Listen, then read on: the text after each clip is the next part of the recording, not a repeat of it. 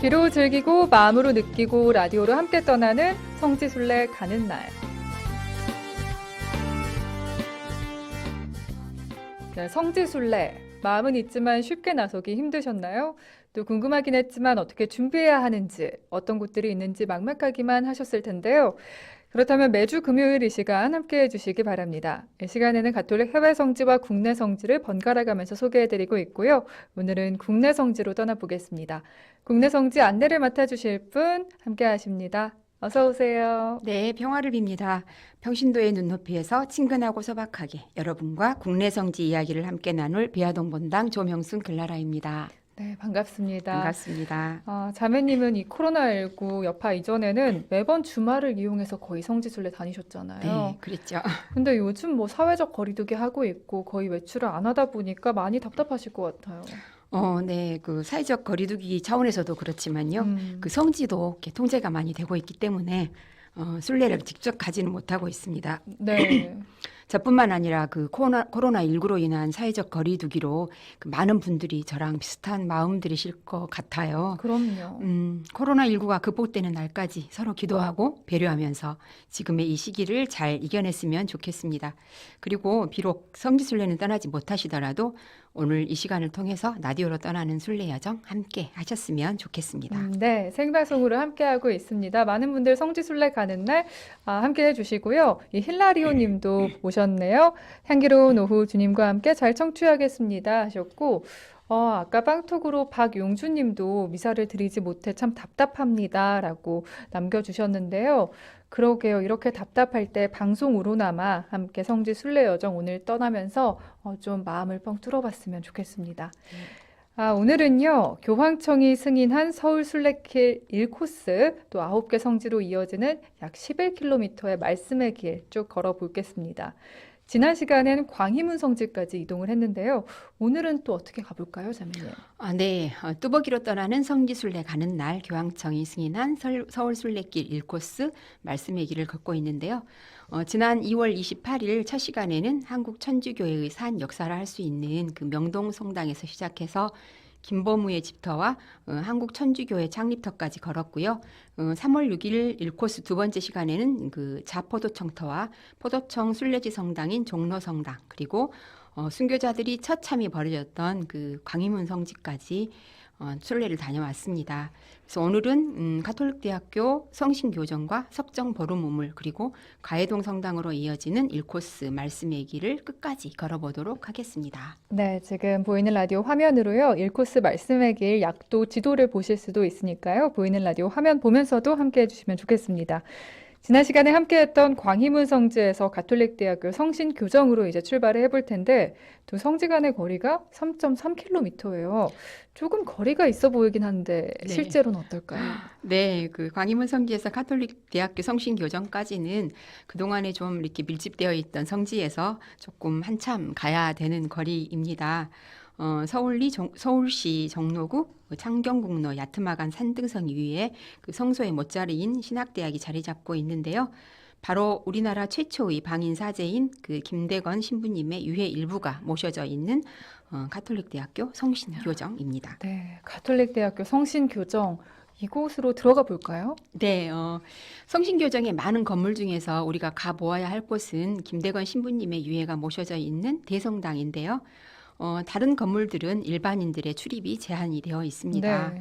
그 뭔가 성스러운 분위기 속에서 올라가는 길가 언덕으로는 그 가톨릭 대학교의 역사를 연도별로 잘 정리해 놓은 그 표석들이 이렇게 흥미롭게 있어서 읽으면서 올라갔는데요. 그 대성당까지 가는 도중에 그 대학본부 건물 앞쪽에는 2005년 가톨릭 대학교 그 개교 150주년과 김대건 신부 사제수품 160주년을 기념하며 설치를 했다는 김대건 신부 부조상을 만날 수 있습니다.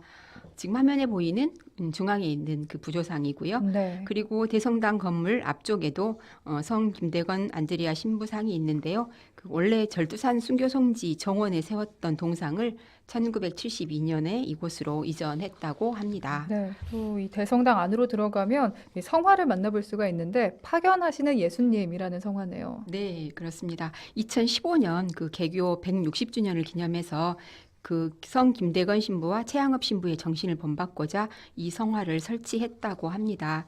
서울대교구 이콘연구소에서 제작한 이 성화는 가운데에 그 무지개 위에 앉아 계신 예수님이 계시고요. 네. 왼쪽에 성 김대건 안드레아 신부가 십자가와 그 순교자의 상징인 빨마가지를 들고 서 계시고요.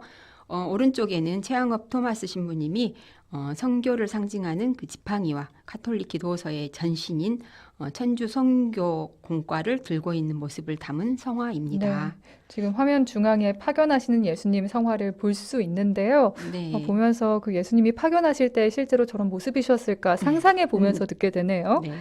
그리고 이곳 대성당에 가면 성 김대건 신부의 유해가 모셔져 있죠. 네, 제대 오른쪽에 유해가 모셔져 있는데요.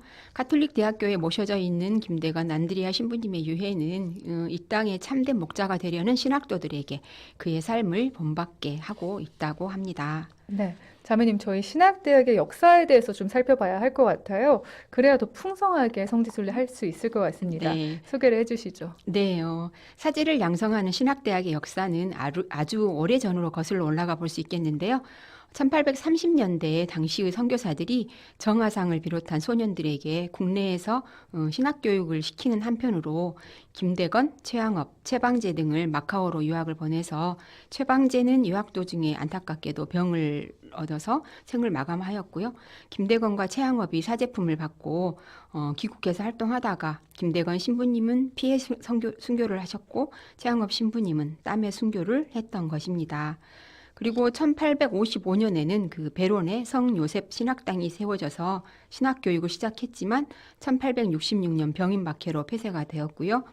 이후로 신앙의 자유가 확보됨에 따라서 1882년에는 그 21명의 신학생을 선발해서 페낭 신학교로 유학을 보내기도 했었답니다. 네. 그리고 1885년 강원도 여주군 강천면 범골에서 그 현 카톨릭 신학대학의 전신이라 할 수 있는 예수성심 신학교가 문을 열게 됨으로써 국내 최초로 신학교가 설립이 되게 되었습니다. 이 신학교는 2년 뒤인 1887년에 그 서울 용산으로 이전이 되었는데요. 용산 예수성심 신학교는 1942년에 일제에 의해서 강제로 문을 닫게 되었다가 1945년 경성 천주 공교 신학교로 이름을 바꾸어서 다시 설립이 되었고요. 네. 그 후 성신대학이라는 명칭을 거쳐서 오늘에 이르고 있답니다. 참 오랜 역사가 있었네요. 네. 네, 가톨릭대학교 성신교정을 방문하는 순례객들이 뭐 이런 내용 좀 참고하면 좋겠다 알려주신다면요. 네, 이곳은 얼마 전까지만 해도 그 학기 중에는 그 대성당까지 출입이 제한되어 있었어요. 저는 이곳에 3번의 순례를 다녀왔거든요. 3번이나요? 네. 그런데 첫 번째 순례 때는 학기 중에 모르고 갔다가 그 들어가 보지 못하고 정문 입구에 설치된 위에의 사진만 보고 아쉽게 돌아왔기 때문에 두 번째 순례 때는 일부러 이제 방학 중에 네. 7월 중순 엄청 무더운 날이었어요. 저희 네. 친정엄마랑 같이 갔다가 대성당까지 다행히 아. 들어갈 수 있어서 순례가 가능했었는데요. 그래서 이번 최근에 3번째 갔을 때에도 방학 기간이었기 때문에 들어갈 수 있겠다 싶었는데 5시가 훨씬 넘어서 도착했더니 네. 이번에는 시간이 너무 늦었다고 해서 들어가지 못하고 시간도 그냥 왔다 제한이 왔습니다. 있군요. 네. 네. 그래도 반가운 소식 하나를 들을 수 있었어요. 이제는 학기 중에도 토요일 오후와 그 신학생 피정이 있는 마지막 주 주일만 빼고는 공휴일에는 언제나 순례가 가능하다고 하고요. 네. 또 방학 중에는 매일 오후 5시 30분까지만 도착을 하면 순례가 가능하다는 반가운 소식을 접하게 되어서 다음에 또 와야겠다 마음 먹고 아쉽지만 가벼운 마음으로 발길을 네. 돌릴 수 있었답니다. 가톨릭대학교 성신교정에 간다면 대성당에도 꼭 가봐야 할 텐데 이 네. 시간을 잘 체크하고 네, 가셔야겠습니다. 그랬으면 좋겠습니다. 네, 그리고 글라라 자매님이 개인적으로 이곳을 방문하는 순례객들에게 여기까지 갔다 왔으면 좋겠다 하는 장소가 있다고요. 네네. 그 카톨릭 대학교 바로 아래쪽에 있는 해화동 성당입니다. 해화동 성당은 그 명동 성당과 중림동 약현 성당에 이어서 서울의 3번째 본당으로서의 그렇군요. 네, 그 역사적 네. 의미도 있는 곳이잖아요. 그런데 이곳이 한국 카톨릭 성 미술품의 보물창고라고 할 만큼 수많은 성물들이 많이 있다고 해요. 다 돌아보지는 못했는데요. 저는 무엇보다도 그 우리들에게 아주 익숙한 백삼이 그 순교 성인화 원작을 소개해 드리고 싶습니다. 정말 익숙한 원작이잖아요. 그렇죠. 제대 앞 오른쪽 벽면에 걸려 있는 백삼이 순교 성인화는요, 1984년 그 여의도에서 열렸던 백삼이 한국 순교 성인 시성식을 계기로 한국 교회의 공식 성인화가 되다시피 하고 있잖아요. 네. 문학진 토마스 화백이 10개월 동안이나 그 전래, 역사, 복식 전문가들의 자문과 그 한국적 주체성을 살려서 이분들이 각각 시대도 다르고 신분도 다르잖아요. 네. 그렇게 다른 그 백삼위 순교자들의 그 한 분 한 분 표정을 특색 있게 그려냈다고 합니다. 우리가 상본이나 사진으로만 그 접하던 이 성화의 실물을 직접 볼 수 있어서 마음 설렜던 기억이 네. 있습니다. 백삼이 순교 성인화의 원작에 있는 이 해화동 성당 네. 꼭 가봐야겠네요. 네, 저도요. 그러셨으면 네. 좋겠습니다. 이제 또 3.3km를 걸어서요. 석정 보름 우물로 이동을 해보겠습니다. 네, 여기까지 걸으니까 정말 다리도 서서히 아파오고 날도 저물어서 네. 이 오늘 하루로 순례를 마칠 수 있을까를 염려하게 되더라고요. 그래도 일단 시작이 반이라고 했으니까 끝까지 힘을 해보자 하고 걸었는데요. 네.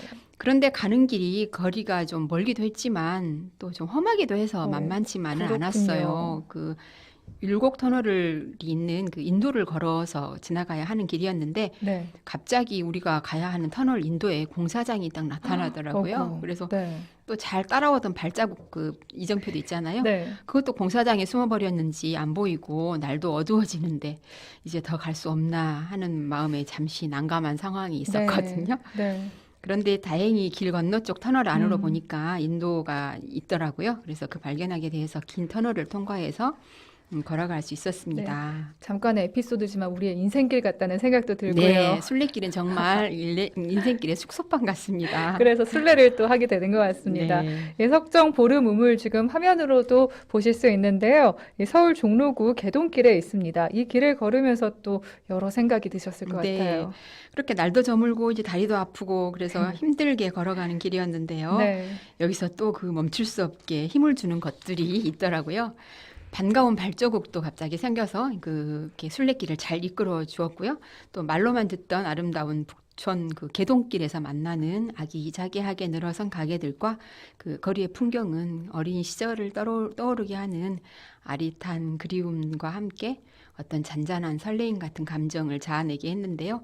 밝은 날 꼭 다시 와서 거닐어 보고 싶은 생각이 들었습니다. 네. 북촌의 개동길에서 낭만을 즐기면서 한참을 걸어가면 개동길 오른쪽으로 석정 보름 우물이 있습니다. 아니 근데 궁금한 게 왜 보름 우물인지 네. 뭐 이유가 있나요? 아, 그렇죠. 이 돌로 만들어진 이 특이한 우물은 15일 동안은 맑고 또 15일 동안은 흐려지곤 했기 때문에 보름 우물로 불려졌다고 합니다. 물맛이 좋기로 소문난 북촌에 있는 이 오래된 우물은요, 이 물을 마시면 아들을 낳는다는 속설이 있어서 궁궐의 궁녀들이 몰래 떠다 마시면서 아기 낳기를 기원했다고 하는 우물입니다. 네. 이 보름 우물이 우리 천주교와 인연을 맺게 된 것은 그 우리나라 최초의 애국인 신부인 주문모 신부가 밀입국해서 개동 최인길 마티아의 집에 숨어 계시면서 그 조선 땅에서 첫 미사를 봉헌하고 선교할 당시에 이 우물물로 세례를 준 것으로 전해지면서부터인데요. 그랬군요. 네.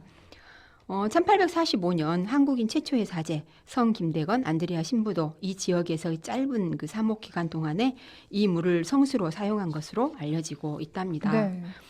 그런데요, 그 천주교 박해 당시 많은 순교자들이 발생하자 그 물맛 좋기로 소문난 이 우물물의 물맛이 갑자기 써져서 한동안 사용되지 않았다는 이야기도 전해지고 있답니다. 네. 지금도 우물이 사용되고 있는 것은 아니고요. 그 지금은 우물의 형태만 남아 있습니다. 그런데 참고로 이 석정 보름 우물은 그 성지순례 책자에는 포함되어 있지 않습니다. 네. 당시 우물물의 물맛은 어땠을까 상상만 지금은 해보게 되네요. 네. 이제 1코스 말씀의 길 마지막 성지죠. 가회동 성당으로 가보겠습니다. 아, 네. 석정 보름문에서 도보로 7분, 150m만 가면 가해동 성당이 있습니다. 늦은 시간이었지만 이제 마지막 성지로 향하는 발걸음은 정말 가볍기만 했는데요. 그럼요. 예, 토요일 저녁 7시도 넘어서 도착하게 되어서 혹시라도 문이 잠겨 있으면 어쩌나 했는데 다행히 그 미사가 있는 시간이어서요. 그 또 하나의 천주교의 중요한 역사 현장을 둘러볼 수 있었습니다. 네. 그 아름다울 가에 모일 해자를 쓰는 가회는 즐겁고 아름다운 모임이라는 의미를 담고 있는데요. 이름처럼 그 천주교와의 인연 역시 아름다운 만남이지 않았나 하는 생각을 해보았습니다. 서울시 종로구 북촌로 57에 있는 가회동 성당은 한국 천주교 최초의 선교사인 중국인 주문모 신부가 1794년 조선의 미리국에서 1795년 4월 5일 예수 부활 대축일에 최인길 마티아의 집에서 조선 땅에서는 처음으로 미산을 봉헌한 것을 기념하는 성당입니다. 네. 주문모 신부는 1801년 신유 박해로 순교할 때까지 이 북촌에 있던 그 강환숙 골론바의 집에 머물면서 미사와 고해 성사를 집전하면서 이렇게 사목 활동을 하였답니다. 그래서 가해동은 주문모 신부의 사목 활동의 거점으로서 한국 초기교회 신앙의 중심지가 된 곳으로 한국 교회사에서 매우 중요한 의미를 지니고 있는 곳이랍니다. 네, 이 가회동 성당 지금 화면으로 사진 확인하실 수 있는데요. 네. 아마 보면 이 성당 하실 것 같아요. 많이 또 매체로도 접하게 되고요. 네, 결혼식도 많이 있었던 네, 곳이죠. 그러게요. 네. 이 신앙 선조들의 정신을 이어가기 위해서 이 성당의 1층 내부에는 상설 역사 전시실이 또 마련돼 있다고요. 네, 그렇습니다. 상설 역사 전시실에는 한국교회 첫 부활 대축일 미사 봉헌과 조선의 마지막 왕족의 세례 사실에 관한 역사적 배경을 각종 유물과 사료들이 재미있게 전시되어 있습니다. 북촌을 찾는 수많은 외국인과 관광객 그리고 지역 주민들에게 신앙 선조들의 정신을 느끼고 배울 수 있는 순례지로서의 역할을 수행하고 있다고 하는데요. 네. 지금 이곳은 네. 이 역사 전시실 사진을 볼 수 있잖아요, 네. 재회님. 근데 가장 오른쪽에 휴대전화 스크린샷 찍은 네, 네. 사진인 것 같은데 어떤 사진인가요? 아, 네. 저 사진은요. 제가 그 하루 동안 걸었던 와, 거리와 네. 발걸음 수를 제가 기념으로 찍어 보았습니다. 그럼 가회동 성당까지 오셨을 때 네네. 8시 1분이 되었던 거네요. 아, 그렇죠. 네. 거의 인증샷을 여기 남겨주셨네요. 네, 네, 그렇습니다. 29,500보를 걸었던 거고요. 네, 대단하십니다. 네. 네. 이 흥선대원군 천주교를 박해한 인물로 잘 알려져 있는데요. 그런데 대원군의 손자 부부는 대원군과 달리 이곳에서 세례를 받았다고요. 잠시 그 역사에 대해서도 알아보겠습니다. 아, 네. 그 병인 박해를 일으켰던 흥선대원군의 손자이자 고종의 5째 아들로 조선의 마지막 왕손이던 의친왕 이강이 임종 일주일 전에 그 1955년 8월 9일 이 성당의 관할 구역인 안국동 별궁에서 그 가회동 본당의 신부로부터 비호라는 세례명으로 세례를 받았다고 합니다. 진리가 박해를 이겼음을 역사적으로 입증하는 순간이었다고 적고 있었는데요. 그 세례를 받는 의친왕 이강은 자신의 선조가 천주교를 탄압하여 피로 물들였던 점을 자손의 한 사람으로 그 속죄하고 싶었다고 입교 동기를 밝혔다고 합니다. 그리고 의친왕이 죽기 이틀 전에는 그 의친왕의 정비 김숙 여사도 마리아란 세례명으로 세례를 받았다고 합니다. 네. 서울 순례길 1코스 말씀의 길 오늘까지 3주에 걸쳐서 함께 걸어봤습니다. 이 1코스를 마무리하면서 소감이 어떠세요, 자매님? 네. 마음은 있지만 쉽게 떠나기 힘들었던 서울 순례길 제가 뚜벅이로 다녀왔습니다. 그 1코스 말씀의 길은 그냥 걷기만 한다면 총 연장 11km로 다녀오신 분들은 2-3시간이면 된다는 글도 있었는데요. 성지순례가 걷는 것만이 목적이 아니니까 미사도 드리고 성사도 보고 또 성지도 돌아봐야 하고 해설사로부터 설명도 들어야 하고 또 기도도 해야 하고 또 배고프니까 밥도 먹어야 하고 다리 아프면 좀 쉬기도 하고 네. 그래야 하잖아요. 그래서 클라라가 드리는 꿀팁이라면 일단 시간의 제약을 받지 않도록 정말 넉넉한 일정으로 순례를 떠나는 것을 적극 권장해 드리고 최대한 싶습니다. 일찍 출발해야겠네요. 네. 저는 시작점이 명동 성당에서 10시에 미사로 시작을 했고 그 마지막 가해동 성당에서 순례를 마친 시간이 아까 사진에서 본 것처럼 저녁 8시에 마쳤으니까요. 무려 10시간에 걸친 순례길이었습니다. 막연하게만 생각했던 순례길이었는데 직접 걸어보니까 성지 하나하나가 더 친숙하게 느껴졌고 또 새로운 의미로 다가왔는데요. 그리고 또 개인적으로는 새로운 도전에 대한 용기도 생긴 것 같습니다. 알차게 보낸 시간 안에서 은총 가득했던 하루였습니다. 네, 그 은총 느껴보면서 이 영숙 모니카 님도 몸이 조금 더 좋아지면 저도 가보고 싶습니다. 남겨주셨네요. 저희 다음 주에는 서울 순례길 2코스를 떠나볼 차례인가요? 네, 그렇습니다. 다음 주 금요일에는요, 다시 가해동 성당에서 시작하는 서울 순례길 2코스 생명의 길을 함께 걸어보도록 하겠습니다. 네, 비아동 분당 조명순 글라라 자매님과 다음 주 금요일에 또 만나보겠습니다. 감사합니다, 자매님. 네, 감사합니다. 네, 3월 27일 금요일에 함께